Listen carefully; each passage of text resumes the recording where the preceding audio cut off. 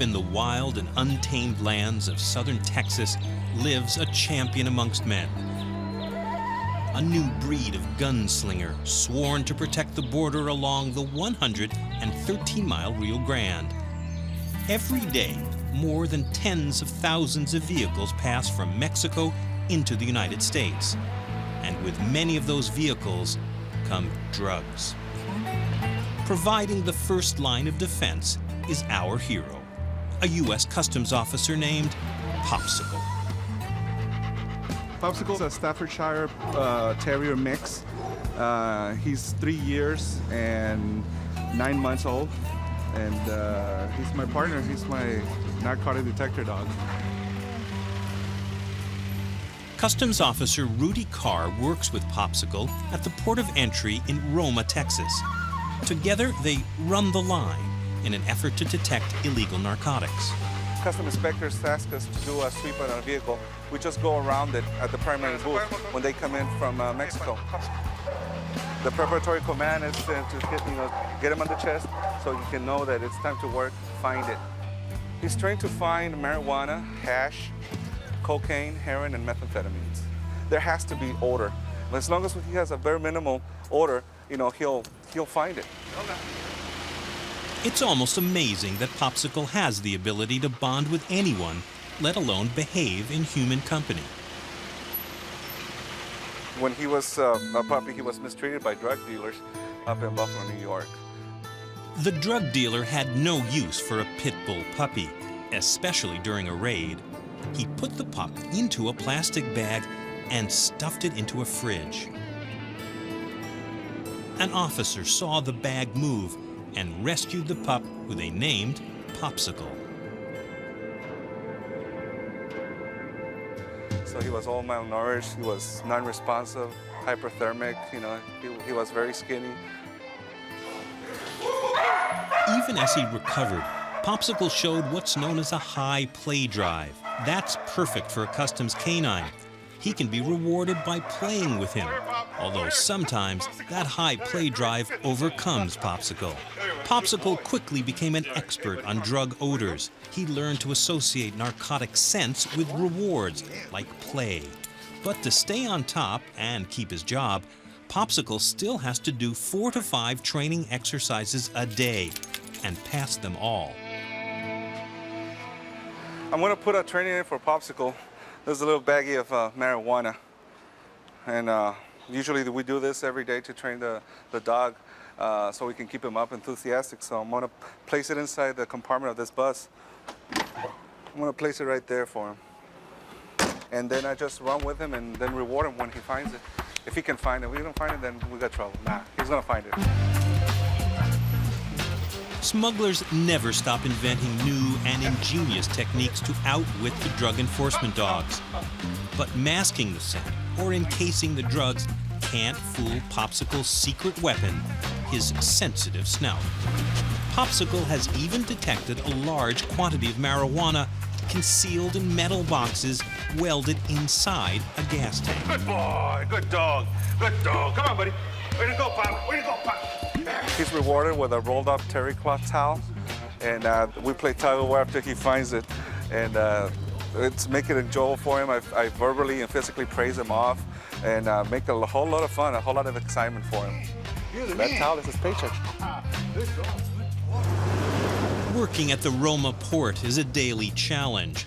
The average dog only lasts about 6 years. Popsicle's already been on the job for 2.5 years. And in the U.S. Customs Service, any slip in performance is a one-way ticket to an early retirement. Popsicle must find every drug, whether for training or for real. Each relationship between a customs officer and his dog is unique. No one works with someone else's dog because it's absolutely necessary that the dog and the officer have an intimate understanding of each other. You build a rapport with your dog.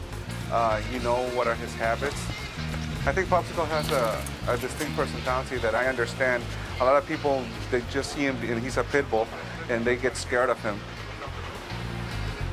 Actually, he's very playful. Sometimes he gets to be too playful. that I know that he's not searching. So I have to correct him and tell him, you know what, settle down, let's go to work, you know, we need to find it.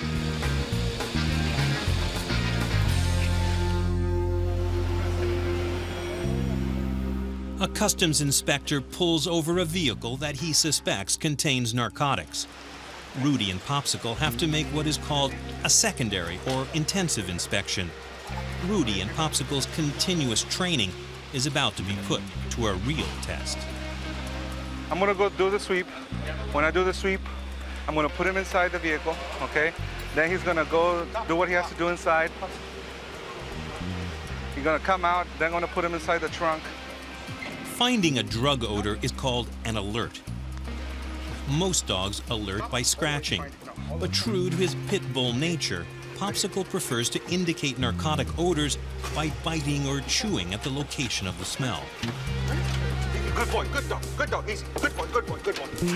If Rudy weren't quick to intervene, Popsicle could rip the source of the suspicious scent to shreds.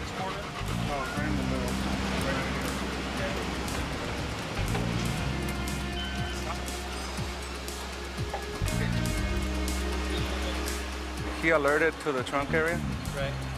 But with this time, you know, with further inspection, it didn't reveal anything. Sure. The odor was present. You know, at some point, maybe this vehicle had something, and it was dropped off before it crossed the border. It's because he alerted and aggressed to the spare tire area. He started biting and scratching at the same time. So there's odor there, but it's no narcotics. Oh well, we're still trying.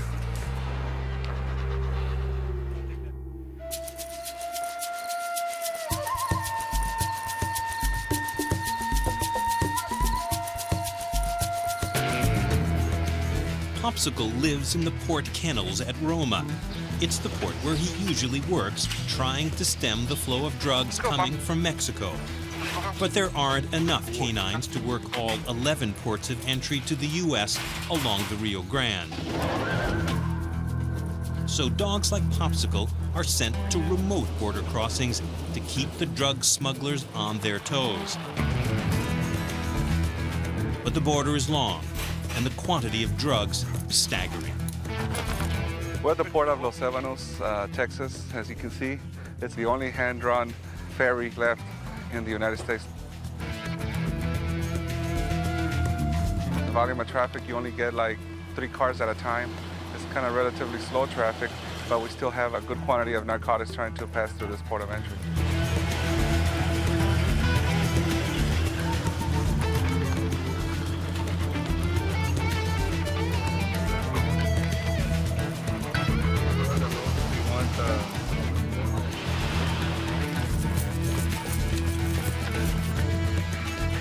Popsicle may go weeks without making a real alert, but it doesn't dent his enthusiasm, his unwavering work ethic, or his jaws.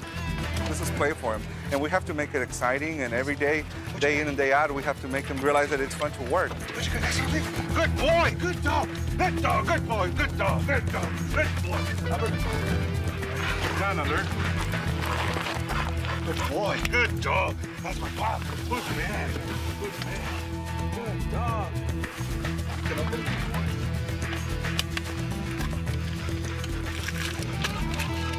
It's about 2.5 gram marijuana. And this is just different scents, just salt and pepper, just to have different scent. What you got there, boy? This was another planted test, but only Rudy knows that. A visit from Popsicle is a surprise and a deterrent. Go ahead, boy. Yeah.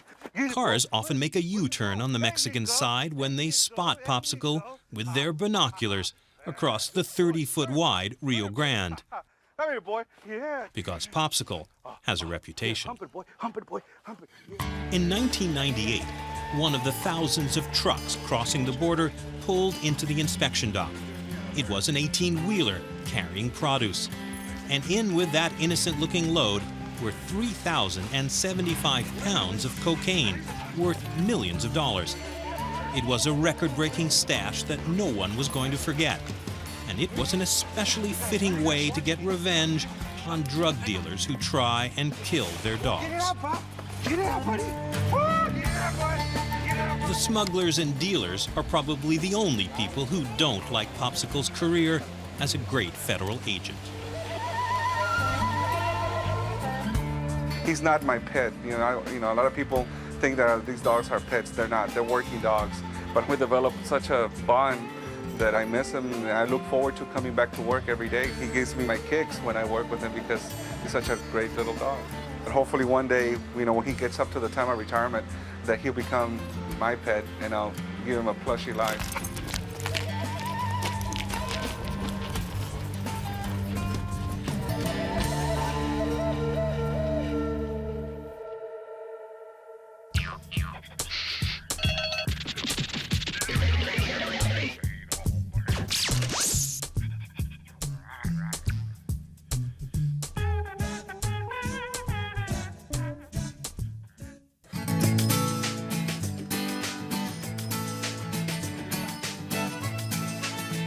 Harvey is a 6-month-old West Highland Terrier who's trying out for a new job.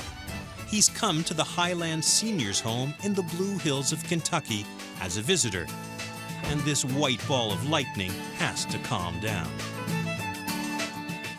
Because he's only here on a trial basis. Harvey has 140 residents plus the staff to win over. Harvey seems to be winning hearts, but not everyone's a dog lover. This ain't no place for animals. Harvey has to figure out who to get close to, who to leave alone, and he has to overcome some of his terrier instincts. His tough little jaws, scissors bite, and hunting abilities could get him into deep trouble, and he won't get the job. A job that most people don't even realize exists. Like many, 98-year-old Charlie Moore had to give up his dog when he went to live at the Highlands. And my family had dogs all the time. We always had them. Till I got in condition, we couldn't take care of anymore. So we just disposed, well, we didn't dispose of them. I think I was the first one to meet him. He coming through the hall, and I looked and I said, oh my gosh, because it looks like my dog. I had a dog to the same, it was a West Highland. They had taken my dog away from me, so he takes his place.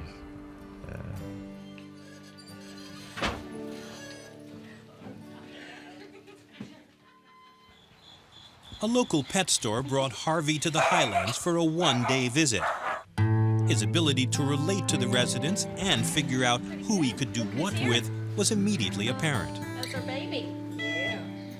You want to pet him? Catherine Fry, a therapist at the Highlands, is watching Harvey carefully to see if he gets to stay permanently. There's a lady who cries all the time, but the minute she sees Harvey, her whole face just lights up and she smiles and she recognizes him. But there are some that maybe want to look at him from a distance. We've got one lady that loves to watch him, but she doesn't want to touch him.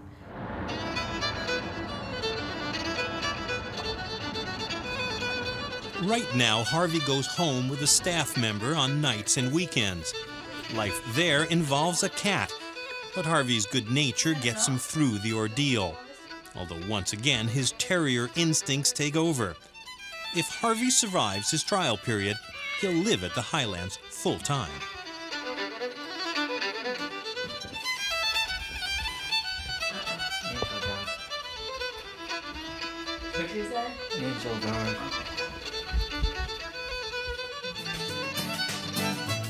Back at the Highlands, Harvey is a clock watcher. As a hunter, he instinctively knows if it moves, catch it. Come on. Some of his other instincts from the cairns and burrows of the Scottish Highlands appear to help in his job. He can ferret his way through a tangle of wheelchairs to reach for a favorite resident. Harvey's real name is Sir Harvard Winston of the Highlands. Very Scottish, consequently very fitting. But as soon as the residents got a look, they quickly renamed him Harvey.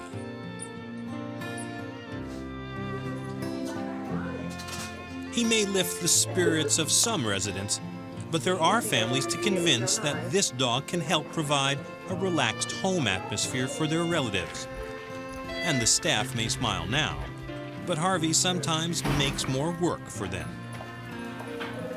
In fact, Harvey makes many residents at the Highlands smile, but he is a dog, and this might not be the place for a dog.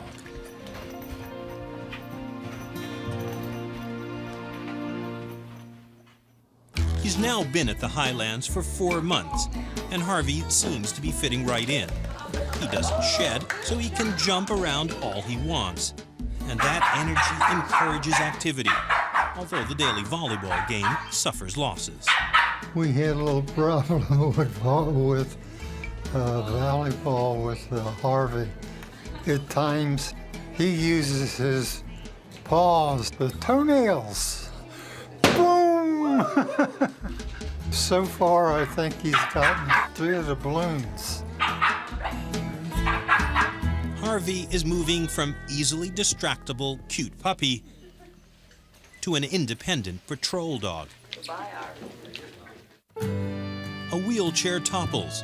Elmer Bayer is thrown to the ground and left helpless. I had a little misfortune. I fell, and Harvey summoned some help.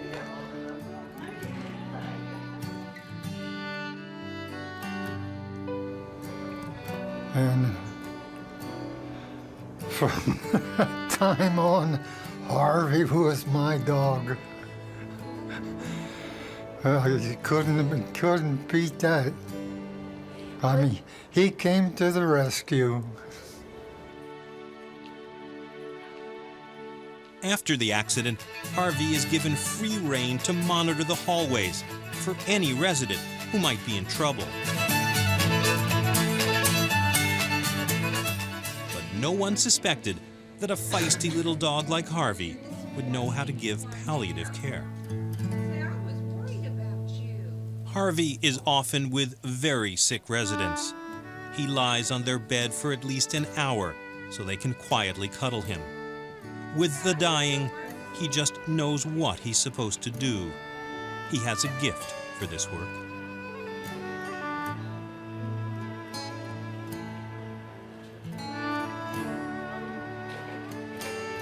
Harvey's very important to me. He's the kissiest dog I've ever met my whole life. Harvey is a friend. Residents that don't even know me, and I've been here over a year, they know Harvey. They recognize him and they key on him because they're just so much in love with him. And I think that is such a great environment for them to be in. They feel more like they're at home, and they feel like it's more an ownership of this place, that it's their home. It's not a place that they're staying. That's it. Nice, Harvey. Nice, Harvey. Oh, goodness. Harvey definitely gets the job. Often covered in lipstick kisses, he's the perfect dog for the Highlands. He's very important for everybody. It just kind of brings you a little bit out of yourself, and it's something to center on instead of yourself. Yeah, if anything would happen to Harvey, I think we'd all go bonkers.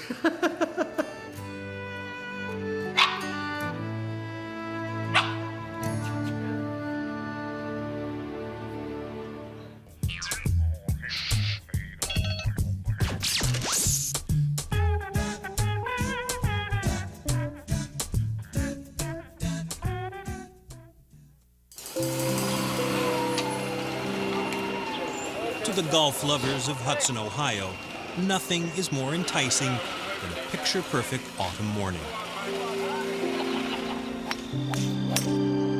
But with the fall comes a golfer's nightmare.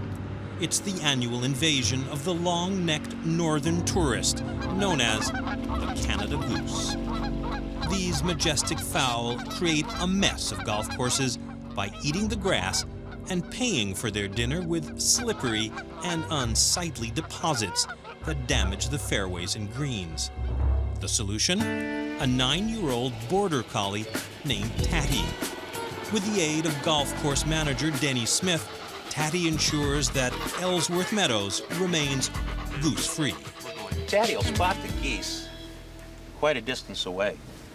And with that, she gets very, very excited. She'll start quivering and whimpering a little bit. And then as we get closer, we'll start talking. Katie stays. She'll know that she has to stay and wait until she's under command.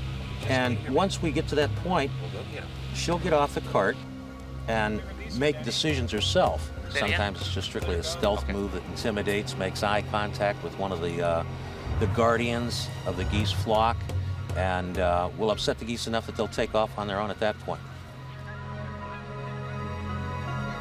Other times, Tatty will have to move right in with them. She'll go into a scatter mode, which is separating the flock up. When they're in the water, she'll go into a herding mode, where she will go in swimming after them and start breaking them off into smaller groups. And as she's breaking them off into smaller groups, again, they're frustrated because their unit is being disassembled.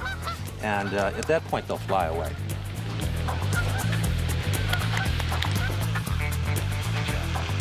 Good job.